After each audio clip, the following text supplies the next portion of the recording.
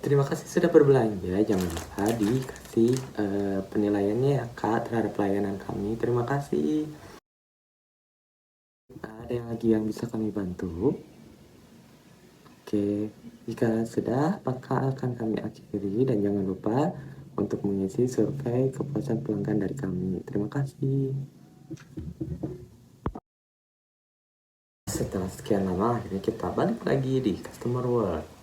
Pasti udah nggak sih dong ya dengan yang namanya kepuasan customer atau survei kepuasan customer. Biasanya kita menemukan survei kepuasan customer itu setelah dilayani atau di sebuah jasa atau layanan yang sering kita temui itu biasanya berupa scan barcode atau permintaan dari staffnya. Nah, sebenarnya apa sih survei kepuasan customer itu? Yang pastinya bakal kita bahas hari ini. Hai semuanya, aku Abe dan selamat datang di Customer World. Ada yang bisa kami bantu.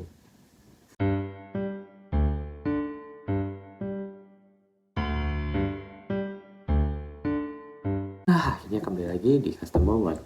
Dan hari ini kita akan membahas yang namanya survei kepuasan customer. Nah, seperti yang aku udah jelasin di awal, apa itu survei kepuasan customer? Nah, survei kepuasan customer itu sebenarnya adalah permintaan penilaian terhadap produk atau jasa atau pelayanan kita terhadap perusahaan kita atau toko kita. Yang mana tujuannya adalah sebenarnya untuk evaluasi apa yang jadi misalkan pelayanannya perusahaan kita, kemudian misalkan produk-produk perusahaan kita atau layanan dari perusahaan kita. Biasanya semua penilaian tersebut dikumpulkan, kemudian difilter atau misalkan dicek lagi evaluasi. Misalkan pelayanan kita ternyata buruk, nah, berarti kan ada yang namanya rencana perubahan evaluasi pelayanan. Sama halnya dengan produk, misalkan produk kita ternyata dinilai terlalu kurang menarik, misalkan ya. Nah, kan itu semua juga menjadi penilaian, kemudian dari penilaian tersebut menjadi juga evaluasi bagi produk-produk kita. Kepuasan pelanggan sendiri kan sebenarnya adalah kunci dari kemajuan perusahaan atau kemajuan usaha kita. Nah, kalau misalkan banyak pelanggan kecewa, maka tidak akan ada lagi pelanggan yang balik lagi ke toko kita. Contoh sederhananya biasanya kita naik layanan ojek online. Nah, setelah ojek online tersebut menurunkan penumpang, biasanya akan ada permintaan yang namanya memberikan penilaian. Nah, itu juga sebenarnya salah satu bentuk survei kepuasan customer. Atau semisal kita lagi ada di bank. Nah, biasanya di bank ini setelah dilayani, dia akan meminta yang namanya penilaian terhadap pelayanan dari si teller atau customer service bank tersebut. Nah, pertanyaannya, biasanya kalau yang baru mulai usaha, apa perlu yang namanya survei kepuasan customer? Menurut aku sih perlu ya.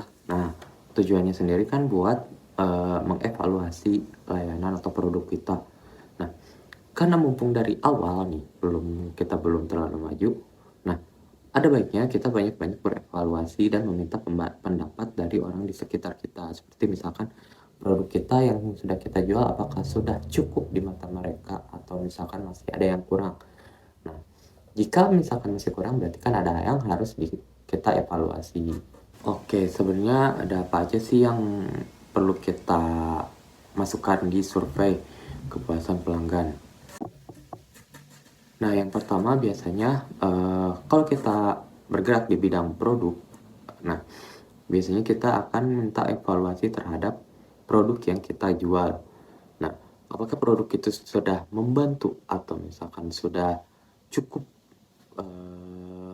memudahkan bagi para customer atau belum? Atau hal lainnya seperti misalkan makanan. Nah, makanan ini kan kalau misalkan kita habis beli makanan online lah ya, pakai layanan online. Nah, biasanya ada yang namanya permintaan penilaian terhadap produknya, makanannya. Apakah makanannya misalkan terlalu pedas atau terlalu asin, atau misalkan terlalu manis, atau misalkan kurang rasanya kurang misalkan, atau kurang cocok atau bagaimana. Nah, mintalah pendapat atau penilaian terhadap produk kita dari customer itu untuk evaluasi juga terhadap produk-produk kita. Selain produk, ada apa aja sih yang harus kita masukkan di survei kepuasan customer? Nah, selain itu ada juga yang namanya survei kepuasan customer terhadap pelayanan. Biasanya berupa apa aja? Misalkan pelayanan kalau di bank lah ya contohnya ya. Aku ambil contoh yang emang pernah aku rasain gitu ya, atau aku alamin.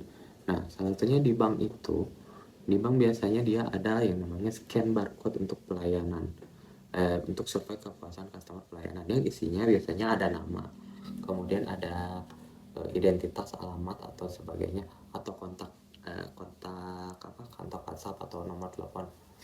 Nah, nanti di situ akan ada permintaan penilaian, misalkan pelayanannya bagaimana, apakah customer service-nya ramah, apakah tellernya ramah, dan sebagainya. Atau hal kecilnya biasanya tanyain deh, misalkan setelah dia transaksi atau check out di toko kita misalkan. Nah, kan bisa kita tanyain nih, gimana barangnya, apakah barangnya sudah cukup misalkan. Oh, barangnya sudah cukup. Nah, berarti kan itu sudah memenuhi kebutuhan customer atau konsumen. Sebagai penjual, kita jangan nanti kritik juga. Nah, kita terima kritikan atau masukan dari para pelanggan kita supaya produk kita atau layanan kita dapat lebih baik lagi ke depannya. Dan harus selalu diingat, yang namanya kepuasan customer itu nomor satu di toko kita atau perusahaan kita.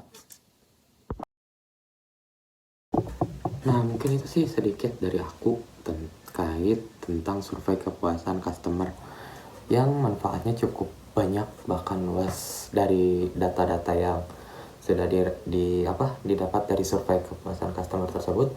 Bisa kita buat evaluasi toko kita toko dan perusahaan kita ke depannya, baik itu dari produk ataupun layanan atau jasa kita.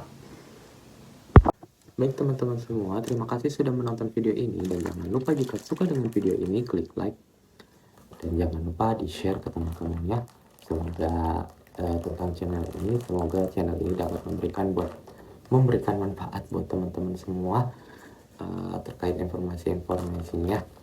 Dan jangan lupa juga di subscribe channel ini. Baik teman-teman semua, terima kasih sudah menonton video ini, dan jangan lupa jika suka dengan video ini klik like, dan jangan lupa di share ke teman-temannya. Semoga tentang channel ini, semoga channel ini dapat memberikan manfaat buat teman-teman semua terkait informasi-informasinya.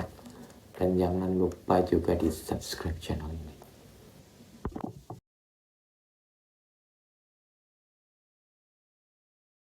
Terima kasih, sehat selalu, sampai jumpa.